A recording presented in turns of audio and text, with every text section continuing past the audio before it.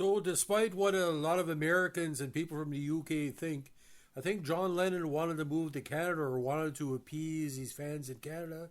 That's where he did these best bed piece and hair piece rally. Most of Lennon's solo singles did very well in Canada. This one was pretty well his biggest hit in English, the English world. Went top five in Canada, and a lot of people saw it as well as a kind of a union supportive song, kind of a socialist take. It's called "Power to the People." Now, this was written by John, released a single in '71 and tributed to John Lennon, Plastic Ono Band. Issued on Apple and charted at number 6 on the British charts, at number 10 in the Cashbox Top 100, and at number 11 on the Billboard Hot 100.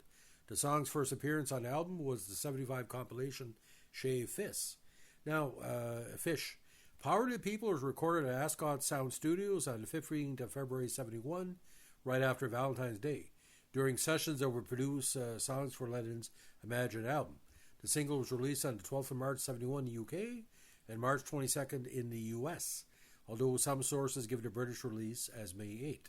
The song was written by Lennon in response to an interview he gave to Tariq Ali and Robin Blackburn, published in Red Mole, March 8th to 22nd, '71. As Lennon explained, I just felt inspired by what he said, although a lot of it is gobbledygook. So I wrote Power to the People the same way I wrote Give Peace a Chance, as something for people to sing. I make singles like Broadsheets. It was another quickie, done in Ascot, Berkshire, of course. At 3 minutes 15 seconds, produced by Lennon, Spector, and Yoko Ono. This was one of several singles that did quite well. Mother was before it, and Imagine was right after. It entered the chart very early on March 20th, '71, and remained there for 3 weeks. So let's put this in perspective, ladies and gentlemen. It was recorded between January 22nd and February 9th, and charted in March, so like 2 months. It was Lennon's 5th solo single. The Plastic Ono Band on this occasion comprised of Lennon, Bobby Keys, and Billy Preston, in addition to regulars Klaus Vorman and Alan White. Backing vocals were supplied by Rosetta Hightower and 44 others. The singers also stomped their feet to make it sound more like a political rally. Spector, Lennon, and Yoko Ono were credited as producers. Record World called it a fantastic choral chant song that really rocks.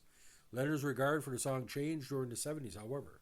In skywriting by word of mouth, he called the song rather embarrassing and supported Hunter S. Thompson's claim that the anthem was 10 years too late. In 1980, he stated that the song didn't really come off as it had been written in a state of being asleep and wanting to be loved by Tariq Ali and his ilk. Ultimate Classic Rock critic Nick Disrio rated it as Lennon's 6th greatest solo political song, calling it one of Lennon's funkiest and hardest-hitting musical achievements. Now, the Myers 5 recorded a version of Power to the People for the '95 tribute album Working Class Hero, tribute to John Lennon. In 2000, Eric Burdon, Billy Preston, and Ringo started recording the song for Steal This Movie, a film about Abby Hoffman. The song has been used as a theme song for the 2016 and 2020 U.S. presidential campaigns of Bernie Sanders. Now, in musicians, again, Lennon on vocals, electric guitar, and piano, Vorman on bass guitar, Bobby Keys on saxophone, didn't play the keys, of course, Jim Gordon on drums, and Doris Troy, Madeline Bell, Nanette Workman, the Canadian artist, Rosetta Hightower, and others did backing vocals. Now, the weekly charts were quite interesting. Song was very big in Quebec as well, because Nanette was on there. Australia number 21, Canada number 4, Germany 7, Ireland 7, Italy 15, Japan 66, Netherlands top 5, Norway top 3, Switzerland top 5, UK 7, Billboard 11, Cashbox 10, Canada year-end charts 71, Netherlands Dutch top 40 88, and US Joel Whitburn's Pop Annual number 99. So let's go over the lyrics as best we can put together, because John Sinclair and all the different Instant Karma, basically he was trying to now, ironically, ladies and gentlemen, it was also a cultural and political slogan used to express collective influence and demand for broader distribution of power. notably by groups like the Black Panthers and pro-democracy movements. It also names a Canadian documentary series about Indigenous communities using renewable energy and a 2025 box set of John Lennon and Yoko Ono's live work, Power to the People, the John Lennon and Yoko Ono collection. Now, their lyrics themselves are not, say, very simple, but they're not as simple as a lot of people think. So there's a chant at the first, go back, power to the people, I think it's chanted 6 or 7 times, then power to the people right on. Say you want a revolution, you better get on it right away, or you get on your feet and into the street, singing power to the people, power to the people, power to people, power to people right on. A million workers working for nothing, you better give them what they really own. We got to put you down when we come into town. Singing power to the people right on. I got to ask you, comrades and brothers, how do you treat your own woman back home? She got to be herself so you can free yourself. Singing power to the people. So basically he was talking about female rights, talking about human rights.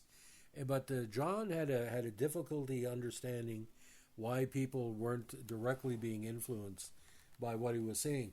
And one guy that posted in a very negative way, what he called it liberal pop, which I don't think it is, but I think it's socialist pop. But Paul McCartney wasn't singing, and George Harrison wasn't doing that. He was singing about religious aspect. Ringo was still singing about, lost loves and stuff like that. So Ringo turned to a romantic, George turned to a fakir or like a priest or a minister. McCartney turned into like kind of a pop diva, while Lennon went union. So it was a weird time, because the reason why they never really got back together, other than some 2 or 3 members at a time, because they had different paths. Lennon was very bad to his woman and very bad to the people in his life. He'd make fun of people who are mentally challenged at his concerts, doing the old whack the foot thing. And, he met Yoko and he completely changed. He treated Cynthia like shit. He treated the other women in his life as shit. But, I mean, losing his mother and having his father and his mother basically, not saying not wanting him, but, he lived his Aunt Mimi in the wild. He was looking for closure. See, the thing is kind of weird. This only happened a period of 9 or 2 years. Losing Stu Sutcliffe hurt him really bad. So he wanted to be part of something, or want somebody to follow his way. But he didn't have the experience like he had later on in 1980. And, but John was a very complicated guy. I mean, we looked at, I know it's a weird reference. You look at the Charlie Sheen documentary came out this week on Netflix. There's a lot of parallels between John Lennon and Charlie Sheen, because they're seekers, but they don't know what they're looking for. And John was always like that. I listened to Power People as a young person, and I said, who's he singing to? To his base? Or is he singing to union people? He's singing to, the gay movement or the women's movement? And like I said, he was trying to rally the troops, but for what? He said, okay, sing my songs, but this is the result. And he didn't tell them what the result was. So I think for a lot of people, the song is not just to say confusing. It was, like I said, a little bit a few years too late.